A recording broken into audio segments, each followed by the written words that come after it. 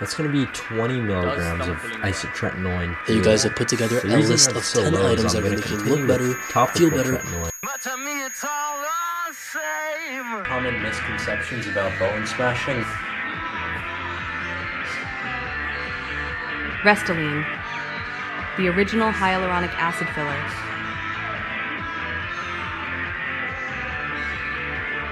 Anavar, the wonder steroid. Your skin renews itself every 28 days.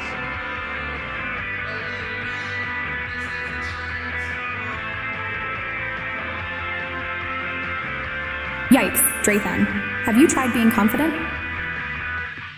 Over the last few months, I've noticed a growing divide in the Looksmaxxing community, especially on TikTok. I mean, it makes sense when you think about it. The bigger a niche gets, the more people are going to try to compete for money and attention from the community as a whole. We saw a similar war break out between MGTOW and the PUA space a few years ago, since the two groups were cutting into each other's profits. And now, it's happened to the Looksmaxxing sphere as well. I remember when Looksmaxxing was relatively niche a few years ago. To me, it seemed like the only logical solution out of my current circumstances. And it was probably the better half of the PSL space, since it was filled with teenagers like me at the time, and there's still that sliver of hope. Now, other half of the PSL community are what normies think of when someone refers to an inkwell, like the racist, edgy ones who goon to anime and want to lower the age of consent unironically. Out of the two, I definitely thought the Looksmaxxers were less unhinged. Keyword, less. Eventually, especially following the boom in 2023 thanks to snake oil salesmen like Kay Shami and Dylan Latham, Looksmaxxing space got invaded by a bunch of 12-year-olds and somehow became even less mature. Nowadays, you can't even go a few minutes without some young Zoomer or Gen Alpha kid saying, "I'm 15 and 5'9". Is it over for me?" Like, bro, we all know what answer you want to hear. Just put the iPad down, not ironically go outside. As I mentioned earlier, recently, there have been a lot of feuds breaking out in the Looksmaxxing community, which is always funny to watch go down. I remember a few months ago, there were all those guys like Ace Got You going after this TikTok Looksmaxxer called Zeta, who was basically crowned the most attractive guy on org at one point, just because he got blue eye contacts and fillers. I feel like I'm always on here talking bad about the Looksmaxxing community, but I think it's dope how not a single TikTok maxer messes with Zeta. Zeta's look is not at all natural. Like, if you look at him a year before and now, first, he already looks better a year before, but second, you can clearly tell he got surgery done. And when he finally admitted to getting a facelift and filler, he started promoting it to little kids. And that's why people like Kay Shami, Sam Zia, Dylan Latham, none of them like him. Kay Shami was the first one to talk about it and roast him, and for good reason. You can see the impact he's having on the kids. You got kids who haven't even gone through puberty saying they're gonna get filler to mog. I mean, I can definitely see one side to this, with critics, and I use the word critics very lightly, saying it's unhealthy to promote fillers to kids and all that, because I know guys in this community who blow all their money their parents gave them for food, on fillers, Looksmaxxing supplements, and other garbage, which is just sad, man. I remember when I was a kid, there were these scholastic book fairs. I don't know if this is just like a US thing or what, but kids in the United States know what I'm talking about. I remember I was picking up some dumb book on Legos, only because I wanted the Legos that came with the book, when I overheard a librarian chastising some kid for getting a book with his lunch money. Now, I don't know how they found out, but either way, they found out. And I remember the look on that kid's face. Mostly embarrassment, but even more than that, desperation, since he really wanted the book he was holding. I'll always remember that memory. It's just etched in my brain for some reason. But that's kind of the kid equivalent of what teenagers are doing with their money now, just blowing out supplements and creams, and you can really tell how badly some of these kids want to ascend. It's genuinely, I want to say, heartbreaking, which sounds sappy, but it's true. Hi, Mom. Hi. Hi. Listen, I need you to help me out, all right? I need you to give me some money. Okay? Wait, is that Dr. Melfi from The Sopranos? How'd I never notice that before? Hello. You like the flowers? And yeah, before you ask, And not to mention, while fillers are less expensive than surgery, it can still go wrong and have lasting effects. Funnily enough, I think those blue contacts did more for Zeta than the fillers, in all honesty. But hey, what do I know? I mean, I'm pretty happy with the filler I've gotten, but even then, there are some psychological effects that can leap on you, which I'll cover in a separate video. But outside of the people like Ace Got You, who are just allergic to the PSL community altogether, you then see the guys in this space, like Kay Shami, who are also beefing with Zeta. You see, there are two types of people in the Looksmaxxing community. You have people like Clavicular and Zeta, who are more open to experimental and invasive procedures. And then you have people like Kay Shami, Jawad, Oscar Patel, and Austin Wayne, who just stick to sell you the traditional snake oil-like courses, exercises, and products. Obviously, I'm not advocating to blindly follow anyone without thinking for yourself, But I would argue that the first group is somewhat more trustworthy than the second. Not for some virtuous reason, but mostly because they're in it for themselves. They want to mog, so they do all this and try to get a secondary source of income through views. It's not like Zeta can sell fillers or Clavicular can sell Gym Cells Trend through the mail. So they mostly get income and validation through improving and showing off their own bodies on social media. In other words, they want people to ooh and ah at their looks, both IRL and online, rather than trying to sell you a product. I know Clavicular has a coaching program through school now, so I guess this is in the process of changing, but even then, it's not nearly at the level of someone like Shami.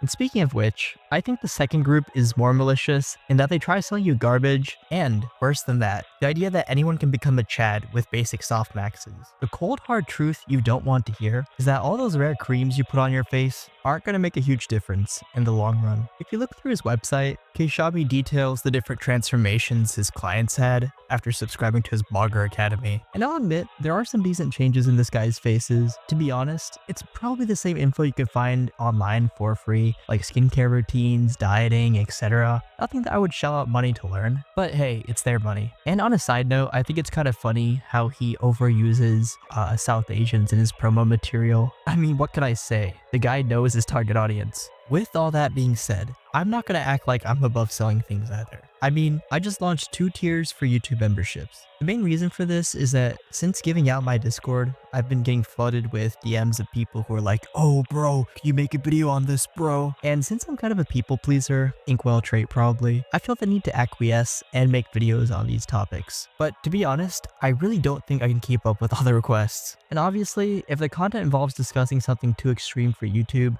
or involves doxing myself or someone else, I can't oblige. But hopefully this at least slows down the amount of people demanding I cover their topics. The other membership is like $5 a month for a bonus video here and there, for video ideas that specifically wouldn't fit into my main channel. I know. I'm a grifter myself, complaining about other grifters in the same breath. But the main difference between me and these guys is that I'm not trying to act like you can't live without my videos. All you really get out of my videos is entertainment. Nothing more, nothing less. If you don't care for it, I really won't think any less of you, I promise. But these Looksmaxxers, on the other hand, have to exaggerate and sell you false hope to sell you things that they ripped from the best section on .org. And on top of that, it's a gamble if this will even effectively make a difference for you in the long run. It works for getting hunter eyes is this. It trains your orbicularis oculi muscle. What are you talking about? No, it doesn't. Flexing a muscle is not going to make it hypertrophy. That is literally the equivalent of sitting in your room, flexing your bicep, expecting it to grow. I mean, this is just getting completely out of hand. The misinformation and all the shit spewing that's coming from people like this. We had a really good thing for a while in terms of information actually being trustable in the PSL community and you not having to second guess everything. But people like this come in and just ruin it all for everyone else. I like how Clav called him Jester Patel. You can say what you want about Clav, how he's a narcissist, aggressive, whatever. Or at least the guy is funny. I don't think Keishabi has ever made me laugh with him before. I feel like Clav's the only Looksmaxxer in this space, besides that pneumocytosis guy from the forums, that I'd actually enjoy talking to IRL. But jokes aside, Clav is actually right here, which is why I find it funny when people like Keishabi and Oscar Patel try to take the moral high ground, crying about Zeta showing kids fillers, when they're arguably doing something worse by hooking them in with predatory practices. Because the main excuse they're giving is that people like Zeta are making children become insecure and giving them facial dysmorphia, which could be true, but isn't Keishabi doing the same thing too? He's shoving all these Looksmaxxing regimes in his viewers' faces, making them feel like they're missing out if they don't get his expensive courses. But no, when Keishabi does it, he's empowering his victims, guys. He's empowering them to take their mommy's credit card and punch it into his school website. And on top of that, his system is effectively perfect for trapping his 16-year-old victims and their parents' credit cards in the long haul. With fillers and roids, at least you can see a drastic difference within a month or two. But with these courses, you're gonna have to cop up basically $19 a month just to get told to put ice on your eyelids, stop eating sodium,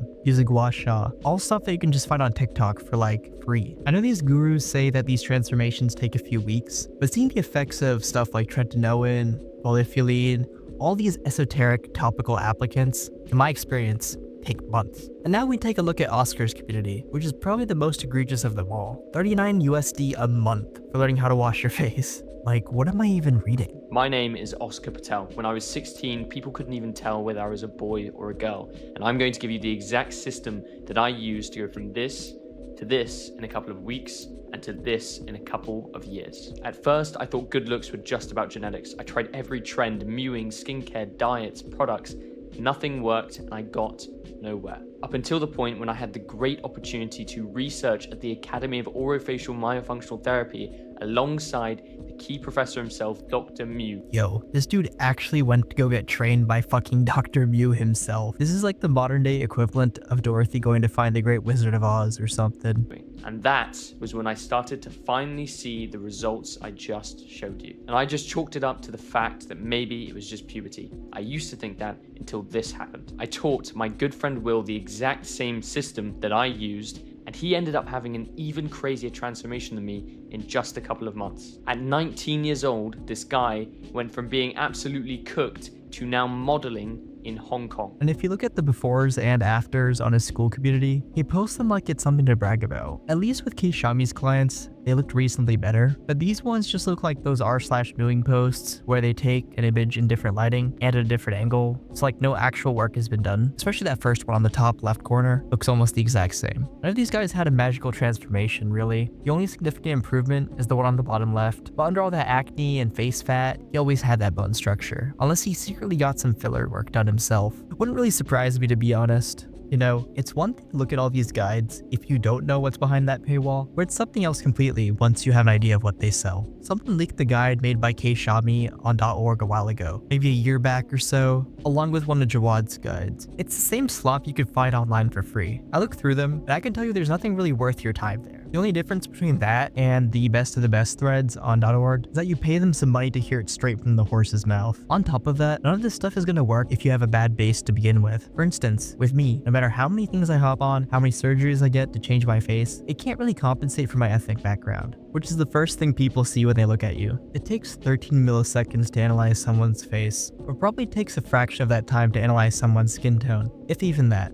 I know Clav's school page has guides on peptide maxing, which is just a fancy way of saying injecting research compounds. If someone had the balls to open up a school account on how to effectively white max, I would join that one in a heartbeat. You have guys like Jawad and Oscar Patel who are like, oh, but I'm brown and I Looksmaxx to a Chad, bro. First of all, I don't exactly see women lusting over those guys the same way they do with other celebrities, let alone have I seen them with any girls in any of their posts. And honestly, it's not like I even see women thirsting over Kei Shami or Clav either. Or at least with Clavicular, he likes to shove in everyone's faces in the forums on how much attention he's getting in the off-topic threads. But I digress. And my second point is that there's really no guarantee that these things are really going to make that huge of a difference. Have fun injecting yourself with roids for years on end, just to age 10 years in 2. I remember seeing this comment under my other video relating to Looksmaxxing. I want to think this guy is in his teens and saying this shit, but with this community, some dude will always find a way to set the bar lower when it comes to delusion.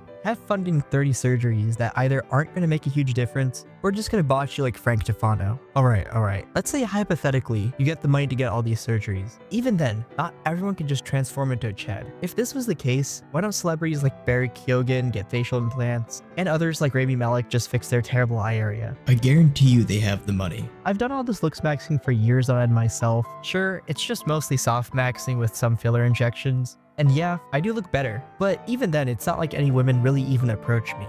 Funny enough, it's just increased the amount of men that compliment me. I'm telling you guys. Looksmaxxing, especially lean maxing, has just become the new gym selling. Forget about being the new PUA, it's the new gym selling. Oh, but bro, I'm just doing it for myself, bro. Yeah, sure. If you were the last guy on Earth, I guarantee you would stop Looksmaxxing and sucking your cheeks into the camera. I remember one of my oldest videos, actually my biggest at the time, was just called Just Ascend, Bro. Basically making fun of the whole idea of ascending and how we can all become gigamoggers. People in the Looksmaxxing community often fall victim to the Dunning-Kruger effect, where they learn a small sliver of basic Looksmaxxing information, and suddenly they go around thinking there's some carbon copy of Chico. I fell for this pretty hard back when I first discovered Looksmaxxing. So it's not like I'm just punching down on people who don't know any better. Like you guys should have seen me back in 2021. I legit thought I was a Chadlite or something as a teenager after doing some basic soft maxes. But in my defense, I was like 16, 17 years old back then. But yeah, that's all I had for this one. At the end of the day, all these coaches are just fighting each other for clout and Looksmaxxing's face. And ultimately, it's up to you whether or not you want to shell out your money on them.